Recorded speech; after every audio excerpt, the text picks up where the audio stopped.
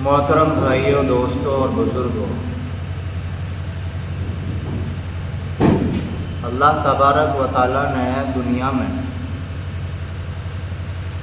کس کو کتنی زندگی گزارنے بھیجا ہے، کسی کے پاس کوئی گارنٹی نہیں۔ ہم میں سے کسی کی عمر 25 سال 30 سال، یہ تو پتہ ہے کہ اتنی عمر ہو گئی، لیکن بچی کتنی ہے یہ کسی کے پاس کوئی گارنٹی نہیں ہے۔ تو انسان چلا جاتا تو پھر قیاس آرائی ہوتی ہے کہ بھئی اتنی عمر میں چلا گیا، لیکن جانے والوں کو کچھ نہیں پتا۔ تو اس زندگی کے اندر کچھ دور ایسے آتے ہیں کہ ان دور میں آ کے انسان مایوس ہوتا ہے۔ دیکھو، یہ بات بھی بہت زیادہ غور کرنے کی ہے کہ دنیا میں دو طرح کے انسان ہیں، ایک مسلمان ہے، ایک کافر ہے، جو اللہ کو نہ مانے۔ تو کافر مایوس ہو یا نہ ہو، اس سے تو کوئی مطلب ہی نہیں، لیکن اگر ایمان والا مایوس ہوتا ہے نا، تو پھر یہ ایمان والے کے لیے خطرے کی گھنٹی، یہ اچھی چیز نہیں ہے۔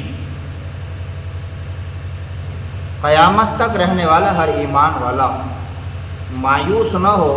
اسی وجہ سے حضور صلی اللہ علیہ وسلم کے اوپر اللہ تبارک و تعالیٰ نے ہر زمانے کو گزارا۔ اللہ تعالیٰ نے حضور صلی اللہ علیہ وسلم کے اوپر ہر زمانے کو گزارا۔ کوئی زمانہ، کوئی وقت اور کوئی سچویشن ایسی چھوڑی نہیں اللہ نے جو نبی کے اوپر نہ گزاری۔ کس لیے جی؟ اس لیے تاکہ میرے بندے مایوس نہ ہوں۔ اب آج ہم کتنی جلدی مایوس ہو جاتے ہیں کہ اگر ہمارے گھر میں نماز کا ماحول نہ ہو اور ایک بندہ نماز پڑھنا شروع کر دے، تو ظاہر سی بات ہے جب نماز پڑھے گا تو کوئی بیان وان بھی سنے گا، کوئی تقریر وقریر بھی سنے گا، تو وہاں کہیں نہ کہیں یہ بات بھی آئے گی کہ بھئی نماز پڑھو، گھر والوں کو بھی پڑھاؤ۔ اب ایک بندہ جو نماز پڑھنا شروع کر چکا، گھر گیا، گھر والوں کو نماز کو کہا، تو یہ محنت تو کر رہا ہے، لیکن اگر اس کے کہنے سننے سے نمازی نہ بنے لوگ، تو یہ ایسا مایوس ہوتا ہے کہ گھر والوں کو تو کہنا بند کر ہی دیتا ہے، اپنا بھی چھوڑ بیٹھتا ہے۔ کتنے لوگ ایسے ہیں، اتنا مایوس ہو جاتا ہے۔ اور حضور صلی اللہ علیہ وسلم کے اوپر کیسا دور گزرا کہ آپ نے جب اعلان کرا نا کہ بھئی اب کسی سے کچھ نہیں ہوگا، اب میرے اوپر اللہ نے وحی اتار دی ہے، مجھے نبی بنایا ہے، مجھے مانو، تو سب سے پہلے جو پتھر مارنے والا تھا وہ آپ کا چچا تھا۔ تو کتنی بڑی بات ہے کہ آپ پہلا قدم رکھ رہے ہو اور لوگوں کی طرف سے جو ہے نا اچھا رسپانس نہیں مل رہا ہے، لوگ قبول نہیں کر رہے ہیں، اور لوگوں میں بھی کون جی؟ آپ کا سگا چچا۔ تو اللہ تعالیٰ نے شروع سے ہی اس دور سے گزارا، چلتی رہی کہانی، یعنی کہ جو بھی ایمان لاتا ہے یا اعلان کر دیتا ہے ایمان لانے کے بعد، بس ظلم و ستم کی چکیوں میں مکے کے لوگ اس کو پیسنا شروع کر دیتے تھے۔ اب ذرا اندازہ لگاؤ، ایک مرتبہ حضرت ابو بکر صدیق رضی اللہ تعالیٰ عنہ کو مکے والوں نے اتنا مارا تھا کہ حضرت ابو بکر رضی اللہ تعالیٰ عنہ کو مرا جان کر چھوڑ کے گئے تھے۔ اور کہاں مارا؟ بیت اللہ میں مارا، مسجد کے اندر مارا۔ آنکھیں سوج گئیں کہ پٹنے والا ایک اور مارنے والے 20-25 ہوں، تو اگر 20-25 لوگ کنٹینیو ایک تھپڑ ہی مار دیں تو آدمی کا چہرہ خود سے کچھ ہو جائے گا۔ اور یہ وہ ابو بکر ہیں کہ جن کے بارے میں حضور صلی اللہ علیہ وسلم نے فرمایا کہ ابو بکر ہر صحابی کا اپنے ہر یار کا میں نے بدلہ چکا دیا، ابو بکر تمہارا بدلہ نہیں چکا سکتا، تم نے وہ ساتھ دیا ہے میرا۔ وہ کہتے ہیں نا ہم ایک دوسرے سے دوستی میں کوئی بڑا احسان کر دے کہ یار مرتے ٹائم تک نا میں تیرا اس احسان کا بدلہ نہیں چکا سکتا۔ وہی بات حضرت ابو بکر رضی اللہ عنہ سے حضور پاک علیہ السلام کہہ رہے ہیں، جب مرا جان کے چھوڑ کے گئے نا تو ان کے گھر سے لوگ آئے، گھر اٹھا کے لے کے گئے، ابو بکر رضی اللہ عنہ ابھی بے ہوش ہی ہیں، پانی وانی چھڑکا، کوئی ہاتھ پیر دوائے، ہاتھ پیروں کی مسلائی کی، مالش کی، تو حضرت ابو بکر رضی اللہ عنہ کو جب ہوش آیا نا تو آنکھیں کھولتے ہی حضرت ابو بکر رضی اللہ تعالیٰ آنکھوں سے ایسے دیکھ رہے تھے کہ جیسے ہمارا کوئی بہت ہی زیادہ قریبی کئی سالوں سے ہمارے سامنے نہ آیا ہو اور اس کی تلاش میں اب بھی آنکھیں بے چین اور بے قرار، اماں بھی سامنے ہیں، ابا بھی سامنے ہیں، سارے گھر والے سامنے ہیں، اور اٹھا کے لے کے گئے ہیں، دودھ کا پیالہ سامنے ہے، دودھ پی لے بیٹھا نا۔ یہ بتاؤ محمد رسول اللہ کہاں؟ جب تک نہیں بتاؤ گے وہ کہاں ہے اور کیسی حالت میں، جب تک میں کچھ نہیں کھاؤں گا، کچھ نہیں پیوں گا۔ تو ماں کہنے لگی کہ ان کی وجہ سے تو تیری حالت یہ ہوئی ہے، اور ہوش میں آتی پھر ان کو پوچھ رہا تو ابو بکر رضی اللہ عنہ نے کہا تم ہوش بے ہوشی کی بات کر رہی ہو، جب تک میرے بدن میں جان ہے نا، جب تک اس زبان سے صرف محمد ہی محمد نکلے گا، اس کے علاوہ کوئی اور کچھ نہیں نکلے گا۔ کوئی بھی پشت پناہی کرنے والا نہیں ہے، کوئی بھی۔ میں کہتا ہوں نا لوگوں سے قرآن سنو، آج کے دور میں تمہارے اوپر کیا گزر رہا ہے اس کا حل صرف قرآن ہی بتائے گا، کہیں نہیں اس کا حل ملے گا۔ کہیں جاؤ گے مجھ جیسے کے پاس، کسی اور کے پاس، اور زیادہ مایوسی ہوگی، ارے میاں ہم کچھ نہیں کر سکتے، بڑا دور خراب چل رہا، بڑا زمانہ خراب چل رہا، مکے سے زیادہ زمانہ خراب چل رہا۔ ہمیں اور آپ کو تو کوئی یہ کہہ سکتا ہے کہ بھئی کسی کا پیسہ مان لیا ہوگا، ہمیں اور آپ کو تو کوئی یہ کہہ سکتا ہے کہ دھوکہ دے دیا ہوگا، کاروبار میں ہیرا پھیری کر دی ہوگی، لیکن محمد مصطفیٰ ابو بکر رضی اللہ عنہ کیسی پاکیزہ ہستی ہے، ان کے اوپر تو ذرہ برابر بھی کوئی انگلی نہیں اٹھا سکتا ان چیزوں کو لے کر کے، اور 100% 100% ماحول خراب ہے کہ اس کی وجہ سے پٹا اور اس کا ہی نام لے رہا تو کہ نہیں، جب تک آپ کا مبارک چہرہ دیکھ نہیں لوں گا، جب تک کھانا پینا میں نے اپنے اوپر حرام کر دیا ہے۔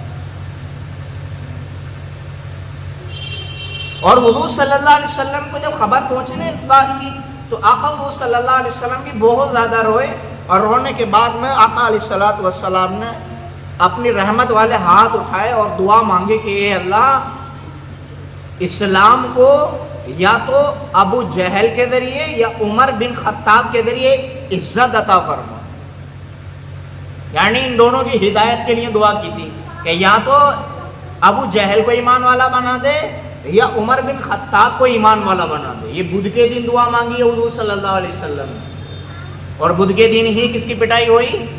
حضرت ابو بکر صدیق رضی اللہ عنہ۔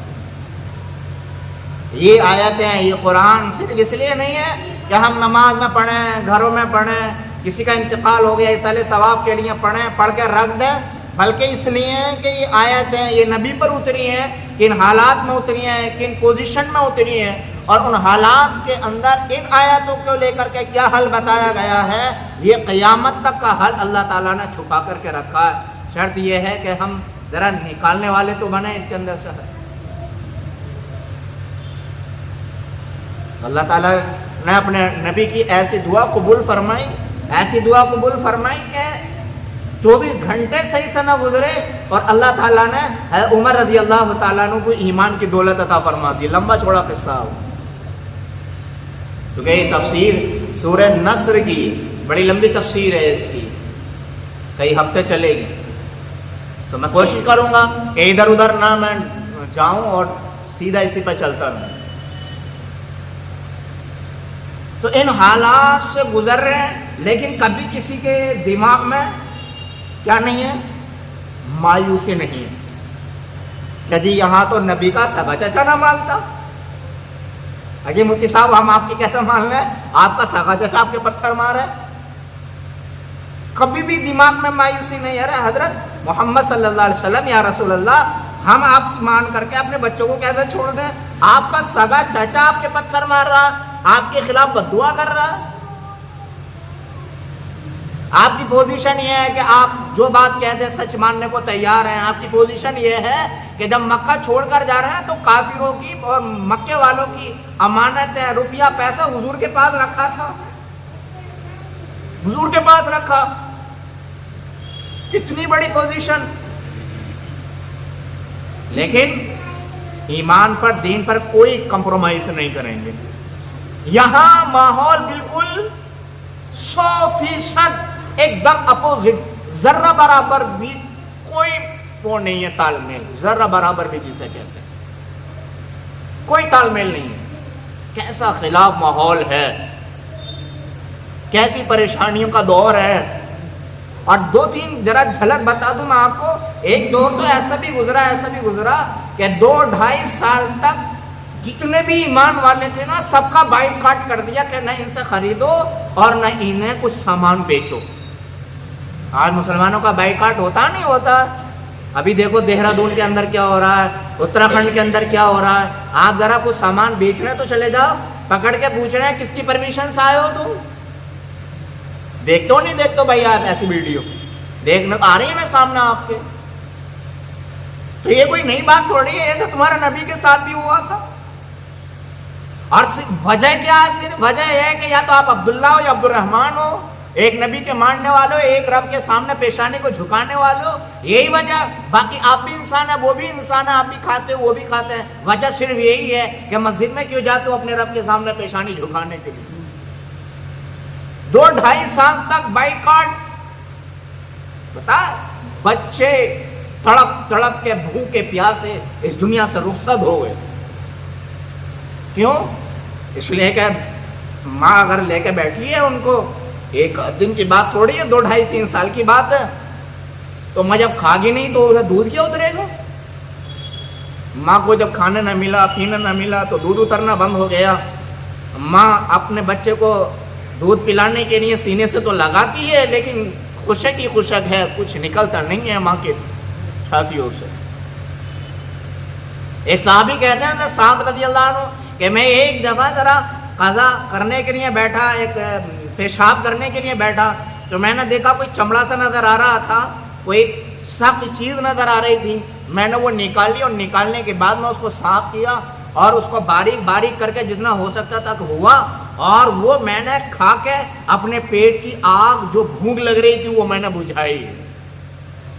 میں کھا گیا، آج تک مجھے نہیں پتا کہ وہ میں نے کیا کھایا، چمڑا تھا، کاغذ تھا، پتھر تھا پتلا والا، یا درخت کا پتا تھا، کیا تھا مجھے نہیں پتا، میں کھا گیا اس کو۔ آپ کو حیرت ہوگی، شاید آپ کو نہ پتا ہو، آج فلسطین کے اندر یہ زمانہ دیکھنے کو مل رہا ہے۔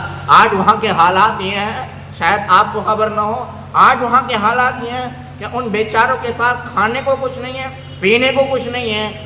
تازہ خبر یہ آئی ہے کہ گدھے کا گوشت کھانے پر وہ لوگ مجبور ہو چکے ہیں۔ تو یہ کوئی نئی بات ہے؟ کوئی ان تمام گھاٹیوں سے گزر رہے ہیں کس کی وجہ سے؟ مکے والوں کی وجہ سے۔ کیوں کہتے ہو کہ تمہارا رب اللہ ہے؟ کیوں کہتے ہو کہ تم محمد رسول اللہ ہو؟ نہیں، 360 کو مانو گے تب ہم تمہارے ساتھ رہ سکتے ہیں، تب ہمارا تمہارا تال میل ملے گا۔ آج بھی تو یہی کہا جا رہا ہے تم ہمارے ساتھ جے شری رام کہو، آج بھی تو یہی کہا جا رہا ہے۔ یہ مسجدیں تمہاری نہیں ہے، یہ تمہارے بڑوں نے توڑ توڑ کے یہاں مندریں بنوئی تھی، مسجدیں بنوئی تھی، جو کل کا نبی کے زمانے کا مشرک کہتا تھا، آج بھی وہی کہہ رہا ہے۔ حل کیا ہے؟ وہ نبی کی زندگی پڑھ کے نکلے گا حل۔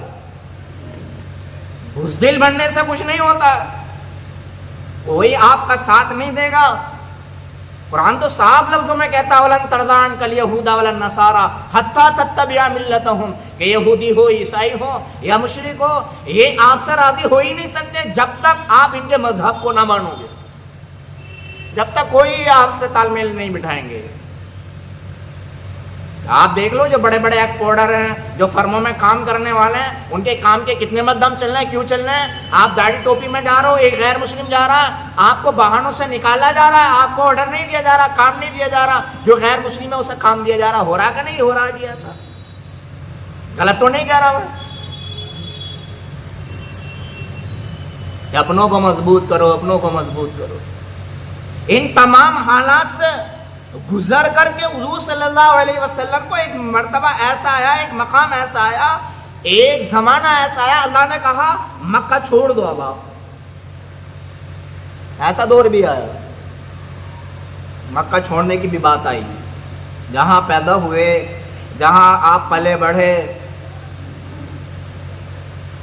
جہاں آپ کا خاندان ہے، کنبہ قبیلہ ہے، سب کچھ ہے.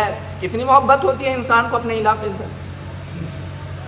کتنی محبت ہوتی ہے انسان کو اپنے گلیارے سے، اپنے گلی محلوں سے، اپنے محلے کے لوگوں سے. یہ باہر جو لوگ رہتے ہیں نا، ذرا ان سے پوچھ کے دیکھو کیسی محبت تمہارے دلوں میں انگڑائی لیتی ہے. ہم جب چھوٹے تھے نا، مدرسے جاتے تھے پڑھنے کے لیے، تو ہمارے والد صاحب، ہمارے بھائی ہمیں چھوڑنے جاتے تھے، رکشا میں چھوڑنے جاتے تھے، یا موٹر سائیکل ہو گئی، کسی کی موٹر سائیکل بٹھا دیا، وہاں چھوڑ دیو، فوارے پہ چھوڑ دیو، یا بس اڈے پہ چھوڑ دیو، یا روڈ بیس پہ چھوڑ دیو، یا اسٹیشن پہ چھوڑ دیو. تو جب تک ابا دکھائی دیتے تھے نا، پیچھے کو مڑ مڑ کے دیکھتے تھے اور آنکھوں میں سے ٹپ ٹپ آنسو بہتے تھے، اور محسوس ہوتا تھا کہ گھر والے بھی روتے تھے. کیوں؟ اپنا محلہ چھوٹ رہا، اپنے گھر والے چھوٹ رہے ہیں. حضور صلی اللہ علیہ وسلم کو اتنی محبت تھی، اتنی محبت تھی کہ جب مجبور کر دیا آپ کو نکلنے پر، تو آپ خانہ کعبہ کو دیکھ کر کہہ رہے تھے، اے کعبہ، میں تجھ سے محبت کرتا ہوں اور تو مجھ سے محبت کرتا ہے. میں تو رہنا چاہتا ہوں یہ مکہ تیرے اندر، لیکن میری قوم مجھے رہنے نہیں دیتی. میں رہنا چاہتا ہوں، میں جانا نہیں چاہتا، لیکن میری قوم مجھے رہنا نہیں دیتی.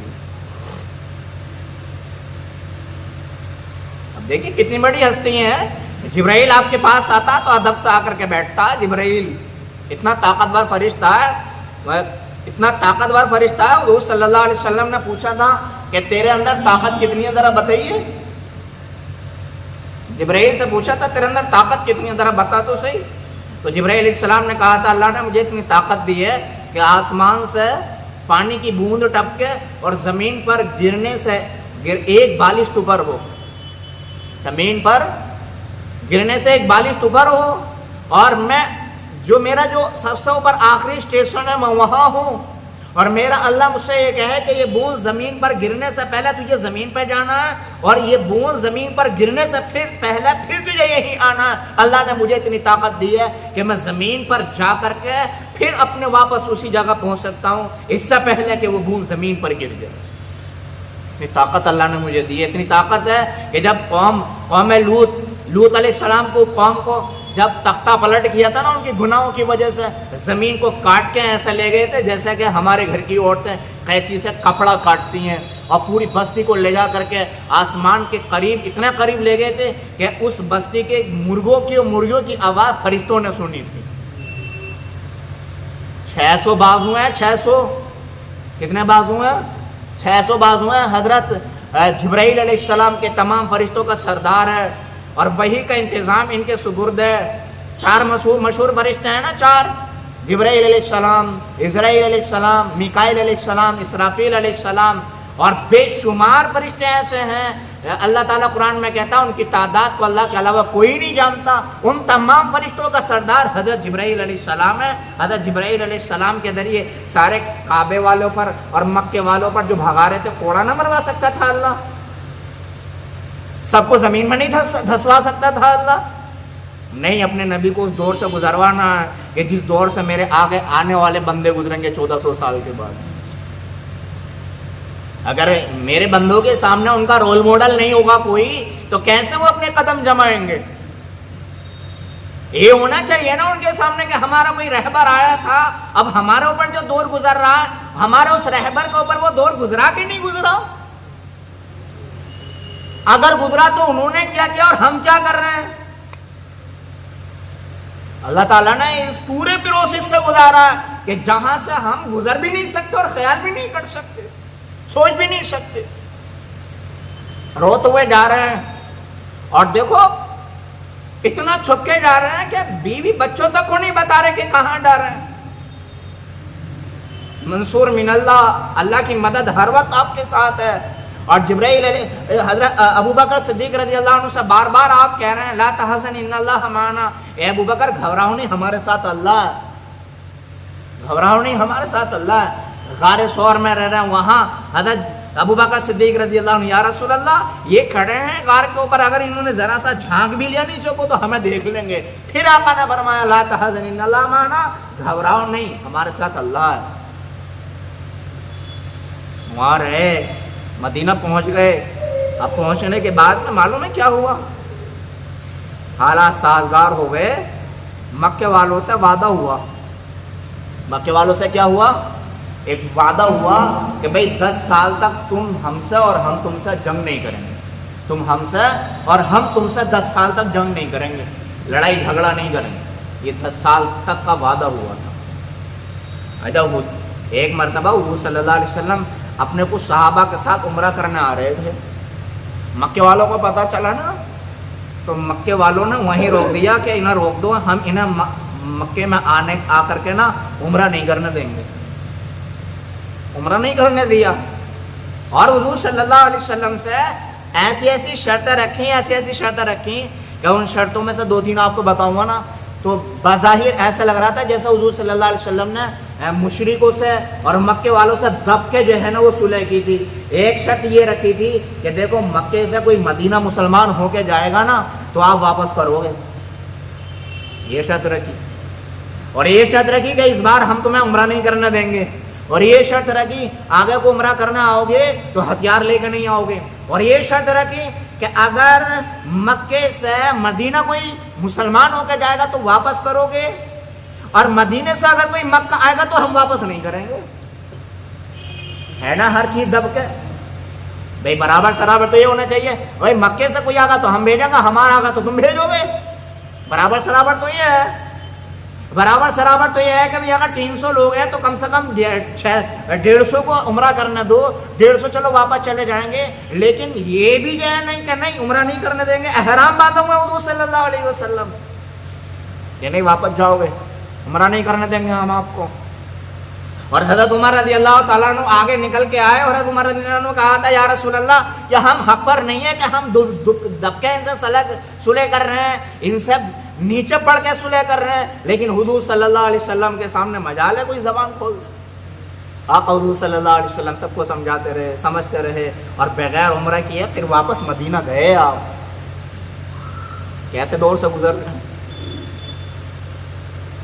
معلوم ہے پھر کیا ہوا؟ جب آپ صلی اللہ علیہ وسلم کا اس دنیا سے پردہ فرمانے کے صرف 2 سال بچے تھے تو ایک سورت اتری آپ کے اوپر۔ کیا اتری ہے؟ سورت اتری آپ کے اوپر۔ اس سورت کا نام یہی ہے جو بھی پڑھا ہے، اذا جاء نصر اللہ۔ اس سورت کا نام ہے نصر، اس کے معنی ہے مدد کرنا۔ جب 2 سال آپ کے رہ گئے دنیا میں تو یہ جب سورت اتری تو یہ سورت آقا حضور صلی اللہ علیہ وسلم نے صحابہ کو سنائی۔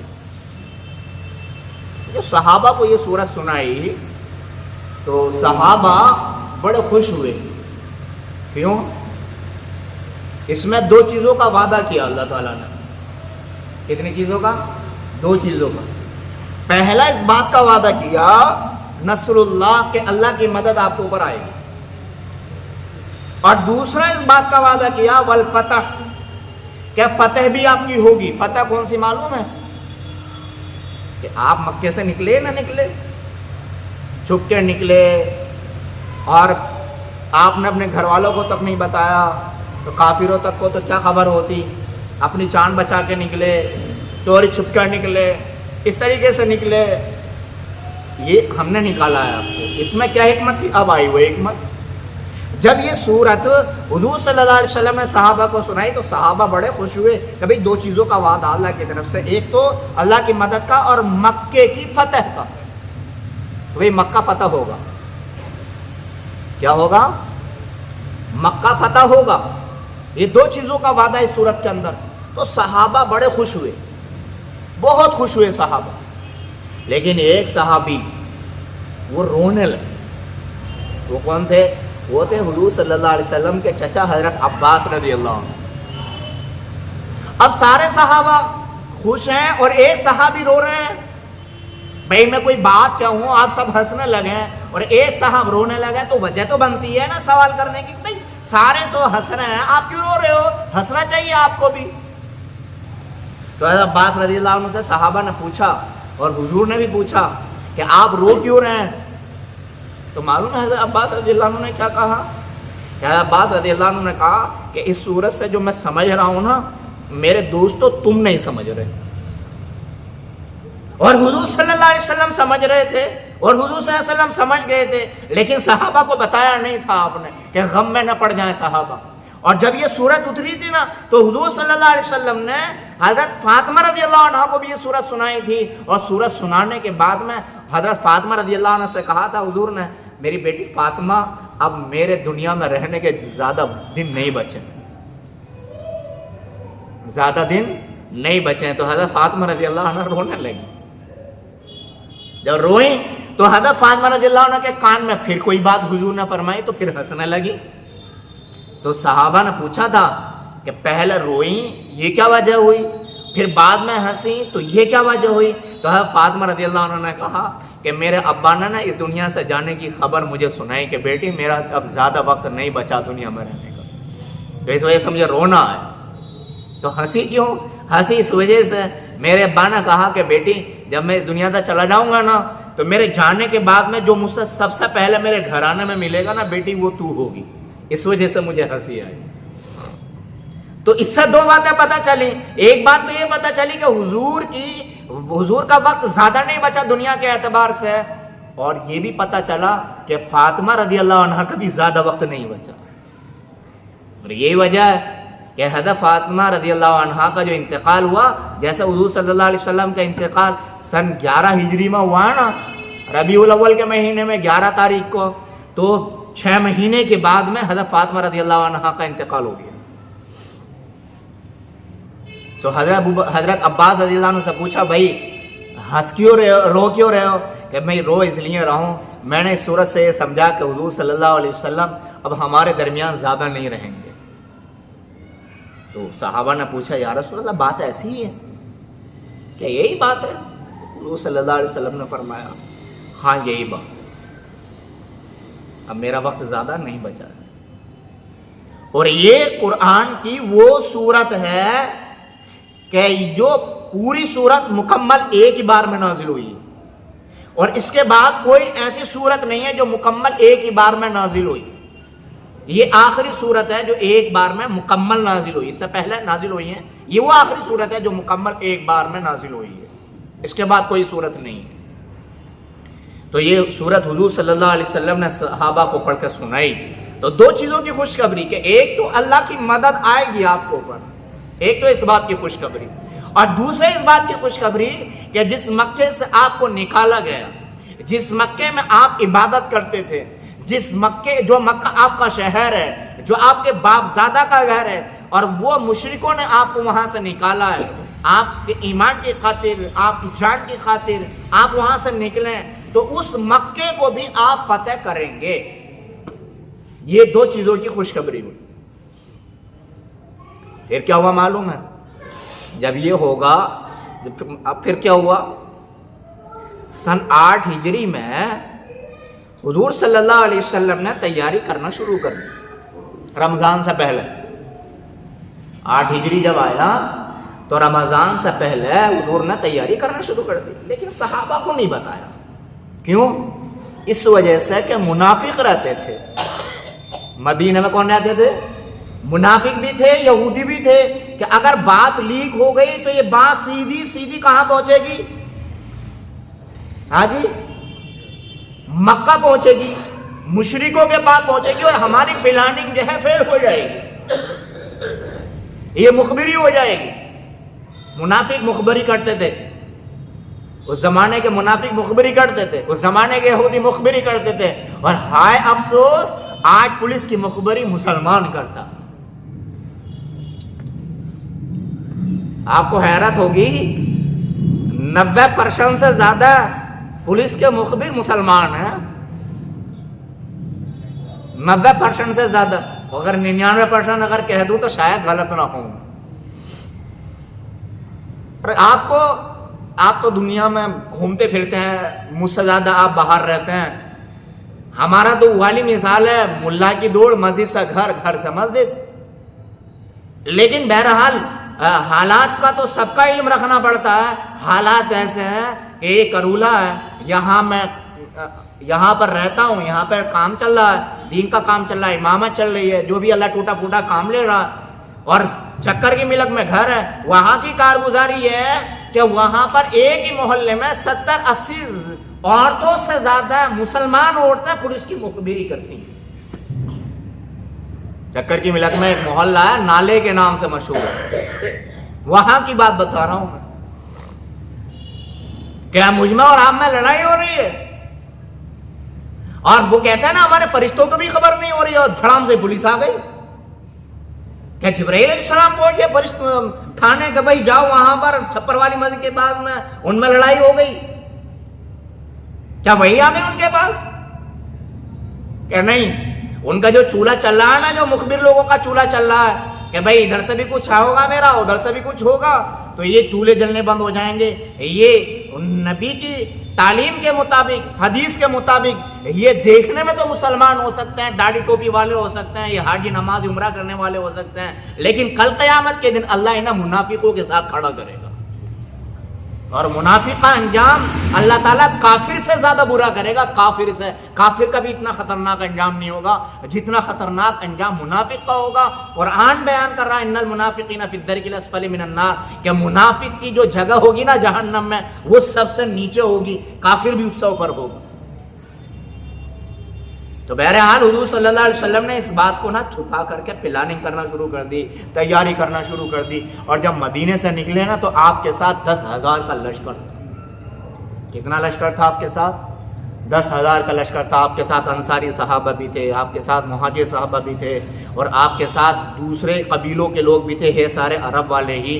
اور جب آپ مدینے سے نکلے نا تو کچھ ادھر سے آئے خبر سن کے، کچھ ادھر سے آئے خبر سن کے، جو مسلمان ہو چکے تھے، جو جڑنے میں، جو بعد میں جوائن ہوئے نا، 2,000-3,000 کی تعداد ان کی تھی، تو مکے میں داخل ہونے سے پہلے ٹوٹل جو آپ کے ساتھ لشکر تھا وہ 12,000 ہو گئی۔ اور جب مکے سے پہلے آپ نے پڑاؤ ڈالا نا تو ہر ایک سے کہا تھا کہ ہر ایک اپنی اپنی آگ جلاؤ۔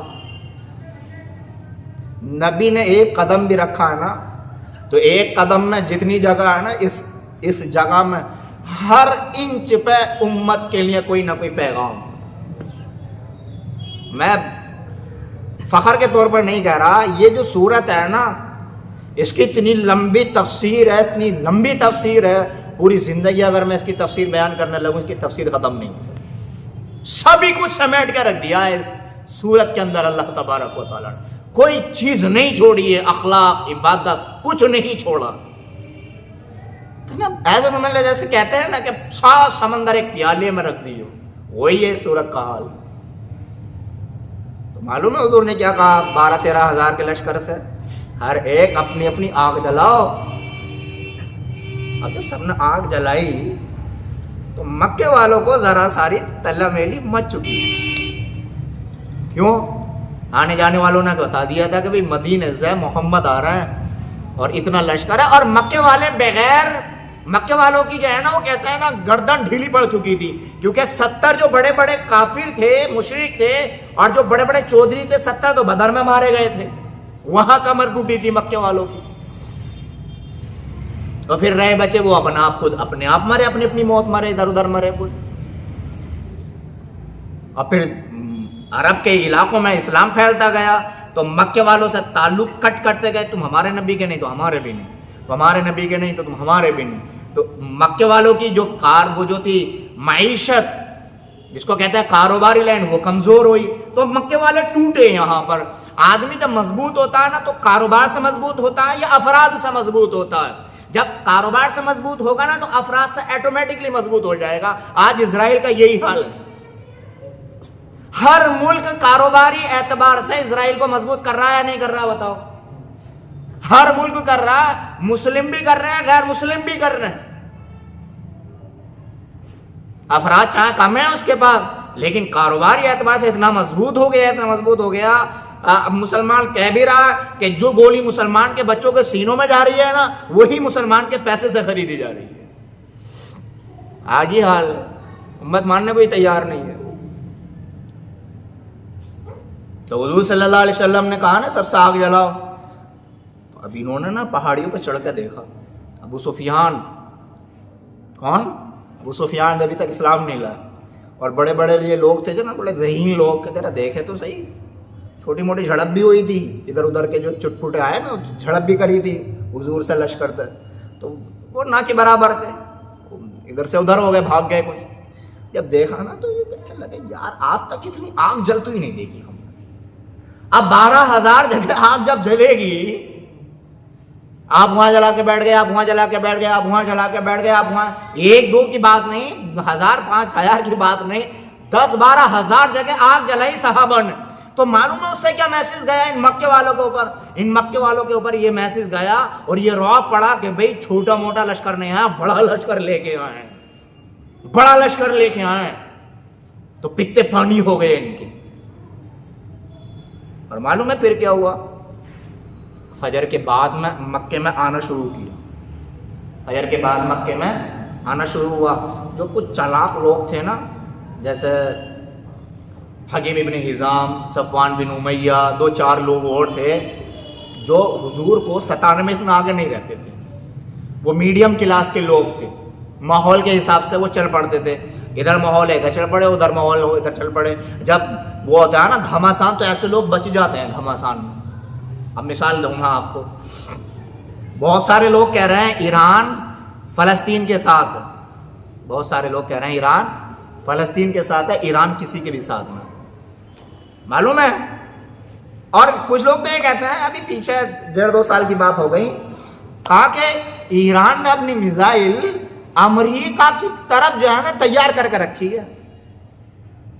अब एक छोटी सी बात बता दूं मैं ईरान की। अमेरिका ने ईरान पर हमला किया, अमेरिका ने ईरान पर हमला किया, तो मालूम है कहां किया हमला? इराक की सरहद में हमला किया।